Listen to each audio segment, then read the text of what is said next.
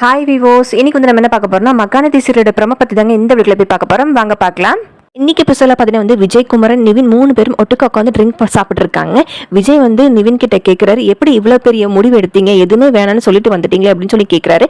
அதுக்கு விஜய்க்கு வந்து நிவின் கிட்ட சொல்றாரு, என் லைஃப் வந்து ஃபுல்ஃபில் ஆகணும்னா அதுக்கு வந்து காவேரி என் கூட இருக்கணும், அவளுக்காக தான் நான் வந்து இங்க இருக்கிறது தான் சரியான முடிவு அப்படின்னு சொல்லி சொல்றாரு.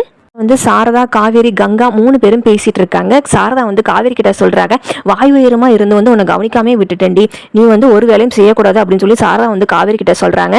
வந்து சாரதா கிட்ட சொல்றாங்க, நீ வந்து எப்படியெல்லாம் வந்து என்னை வந்து தாங்கி இருப்பேன்னு எனக்கு தெரியாதா அப்படின்னு சொல்றாங்க. காவேரி அப்படி சொன்னதும் பாத்தீங்கன்னா கங்காவுடைய முகம் ஒரு மாதிரி ஆயிருதுங்க. அடுத்த நாள் பாத்துக்கிட்டீங்கன்னா வந்து சாரதா வந்து சமைக்க போறாங்க.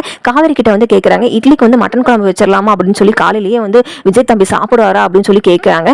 அதுக்கு காவேரியும் பாத்தீங்கன்னா மட்டன் சாப்பிடுவாரு, எடுத்துக்கலாம் அப்படின்னு சொல்லி அவங்க அம்மா கிட்ட சொல்றாங்க.